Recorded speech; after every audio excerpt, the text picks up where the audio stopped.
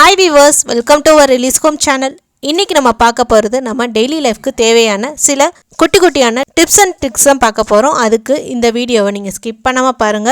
அதை தெரிஞ்சுக்க இந்த வீடியோவை நீங்க ஸ்கிப் பண்ணாம பாருங்க. நம்ம சேனலுக்கு ஃபர்ஸ்ட் டைம் விசிட் பண்றீங்களா? இல்ல இன்னும் நீங்க நம்ம சேனலை சப்ஸ்கிரைப் பண்ணாம இருக்கீங்களா? கண்டிப்பா சப்ஸ்கிரைப் பண்ணிருங்க. பக்கத்துல உள்ள பெல் ஐகானை கிளிக் பண்ணிக்கங்க. உங்க வீட்ல வாங்குற மஞ்சள் தூள், மிளகாய் தூள், மல்லித்தூள் அது எல்லாமே நம்ம பாக்கெட்ல வாங்கியிருப்போம். அந்த மாதிரி நீங்கள் பேக்கெட்டில் வாங்கியிருந்தீங்கன்னா நீங்கள் வெளியிலே வச்சுருந்து பாருங்கள். அது ஒரு மாதிரி பூசண பூத்த மாதிரி ஆயிரும், இல்லை வண்டு வந்துடும். பூசண பூத்த மாதிரி ஆகி ஒரு மாதிரி நூலாக வரும். அது அந்த மாதிரி நம்ம வெளியிலே வச்சு நம்ம அதை வேஸ்ட் பண்ணாமல் நீங்கள் உங்கள் ஃப்ரிட்ஜில் வைக்கலாம். அதாவது நீங்கள் டபுள் டோராக இருந்துச்சுன்னா நீங்கள் உங்கள் ஃப்ரீசர்லேயே வைக்கலாம். ஃப்ரீசரில் வச்சா கட்டி ஆகுமோன்னு நினைப்பீங்க. அந்த மாதிரி உங்களுக்கு கட்டி ஆகவே ஆகாது. நல்லா ஃப்ரெஷ்ஷாகவே எப்படி வைக்கிறீங்களோ அதே மாதிரி இருக்கும். சிங்கிள் டோராக இருந்துச்சுன்னா நீங்கள் உங்கள் டோரில் ஏதாவது ஒரு ஷெல்ஃபில் நீங்கள் வச்சுருங்க. இந்த மாதிரி வைக்கும்போது உங்களுக்கு நீங்கள் எப்படி வாங்கிட்டு வந்தீங்களோ அதே மாதிரி நீங்கள் திருப்பி எடுக்கும்போது அவ்வளோ ஃப்ரெஷ்ஷாகவே இருக்கும்.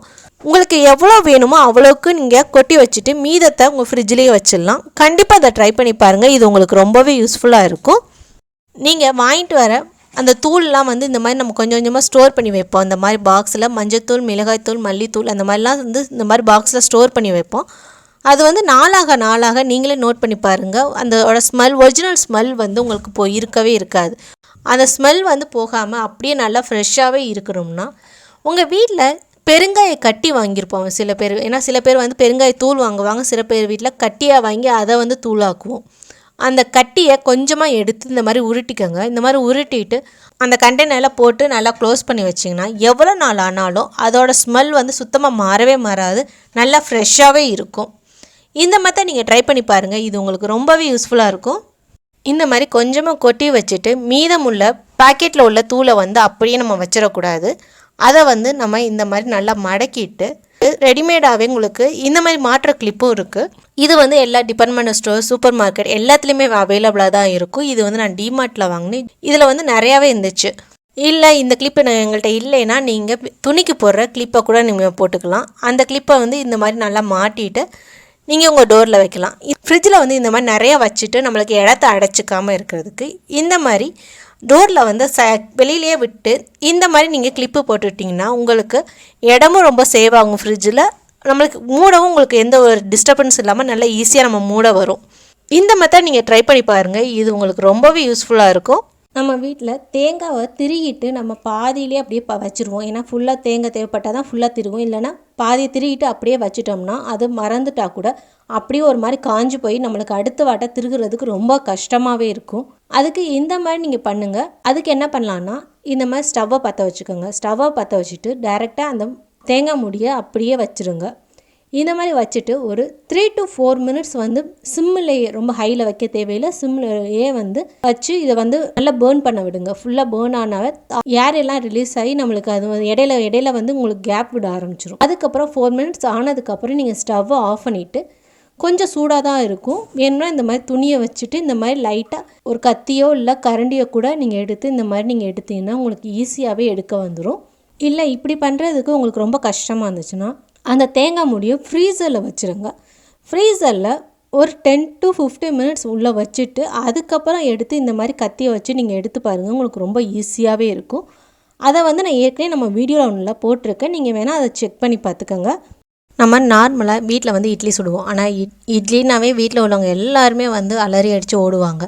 வழக்கம் போல் நீங்கள் இட்லி ஊற்றாமல் இந்த மாதிரி டிஃப்ரெண்ட்டாக கொஞ்சம் ஊற்றி கொடுங்க. உங்கள் வீட்டில் உள்ளவங்க எல்லாருமே விரும்பி சாப்பிடுவாங்க. அதுக்கு நான் இந்த மாதிரி கொட்டாச்சி தான் எடுத்துருக்கேன். நம்ம வேஸ்ட்டுன்னு சொல்லி தூக்கி விடுவோம். அந்த வேஸ்ட்டான பொருளை அதை வச்சு தான் இப்போ நம்ம இட்லி ஊற்ற போகிறோம். இந்த கொட்டாச்சியில் நல்லா உள்ள எல்லாத்தையுமே நல்லா க்ளீன் பண்ணிக்கோங்க. இந்த மாதிரி நல்லா க்ளீன் பண்ணிவிட்டு அதில் லைட்டாக கொஞ்சமாக எண்ணெய் ஊற்றி நல்லா எல்லா இடத்துலையும் படுற மாதிரி நல்லா ஸ்ப்ரெட் பண்ணிவிட்டு நான் இந்த மாதிரி சின்ன கரண்டியில் ஒரு 2 கரண்டி மாவு, கொட்டாச்சியில் 3/4 இல்லாட்டி அரை, அது அவ்வளோக்கு தான் வரணும். அதுக்கு மேலே ஊற்றிடாதீங்க.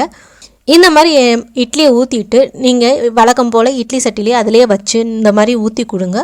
உங்கள் வீட்டில் உங்கள் எல்லாருமே நல்லா விரும்பி சாப்பிடுவாங்க. நீங்கள் சர்வ் பண்ணும்போது கூட அந்த கொட்டாச்சியோட சேர்த்து வச்சு அப்போதைக்கு வச்சிங்கன்னா அவங்க விரும்பி நல்லா சாப்பிடுவாங்க. டிஃப்ரெண்ட்டாக இருக்கே, புதுசாக இருக்கேன்பாங்க. இந்த மாதிரி கொட்டாச்சியில் நம்ம வேக வச்சு கொடுக்குறனால அதோட டேஸ்ட்டும் நல்லா டிஃப்ரெண்ட்டாக இருக்கும். கண்டிப்பாக இந்த மாதிரி ட்ரை பண்ணுங்கள். உங்கள் வீட்டில் உள்ளவங்க எல்லாருக்குமே ரொம்ப பிடிக்கும். மோஸ்ட்லி எல்லார் வீட்லேயுமே இந்த மாதிரி குட்டி உரல் கண்டிப்பாக இருக்கும். இந்த மாதிரி குட்டி உரல் வந்து சில பேர் வந்து வெண்கலத்தில் வச்சுருப்பாங்க, சில பேர் கல்லில் வச்சுருப்பாங்க, சில பேர் வந்து மார்பிள்ஸ் அந்த மாதிரி டிஃப்ரெண்ட்டாக நம்ம வச்சுருப்போம். எப்படி தான் டிஃப்ரெண்ட்டாக வச்சுருந்தாலும் நம்ம வந்து அதை ஒழுங்காக ப்ராப்பராக வாஷ் பண்ணணும். அது மட்டும் இல்லாமல் இது என்ன தான் சில பொருள்லாம் வந்து என்ன தான் நம்ம இடிச்சிட்டு வாஷ் பண்ணாலும் அதோட ஃப்ளேவர் வந்து அப்படியே தான் இருக்கும். அந்த மாதிரி அந்த ஸ்மெல் கூட வராமல் நம்ம எப்படி வாஷ் பண்ணுறது நீட்டாக, ஏன்னா அப்படியே வாஷ் பண்ணாமல் விட்டுட்டாலும் அதோட மாதிரி ஃபங்கஸ் ஆன மாதிரியே ஆயிரும்.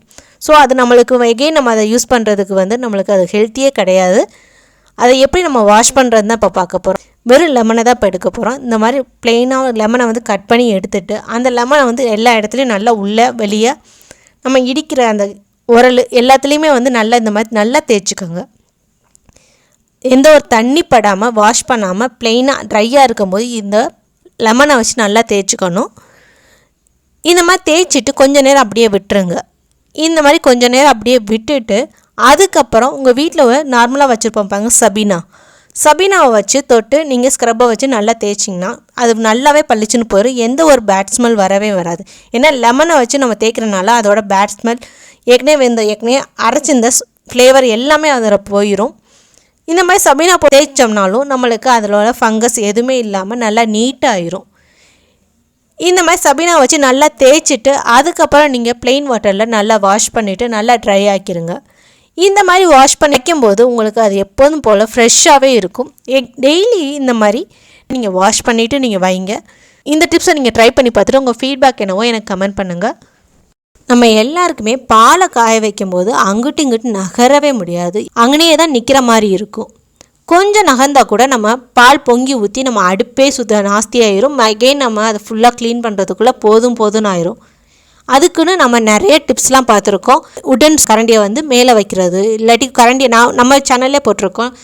இந்த மாதிரி ஒரு கரண்டி உள்ளே போட்டிங்கன்னா உள்ளே உங்களுக்கு பொங்கவே பொங்காதுன்னு. இது அதே மாதிரி இன்னொரு மெத்தட் தான் இது நான் ட்ரை பண்ணி பார்த்தேன். இது சுத்தமாக பொங்கவே இல்லைங்க, சூப்பராக இருந்துச்சு. அதான் உங்களுக்கு ஷேர் பண்ணலாமேன்னு பண்ணியிருக்கேன். எதில் வந்து பாலை வந்து காய வைக்க போகிறோமோ அதில் வந்து இந்த மாதிரி ஒரு குட்டி கிண்ணத்தை உள்ளே வச்சுருங்க. இந்த மாதிரி உள்ள குட்டி கிண்ணத்தை வச்சுட்டு பாலை ஊற்றிட்டு காய வச்சு பாருங்கள். ஒரு சொட்டு பால் கூட வெளியில் வரவே இல்லை. நான் காய வச்சு காட்டுறேன்.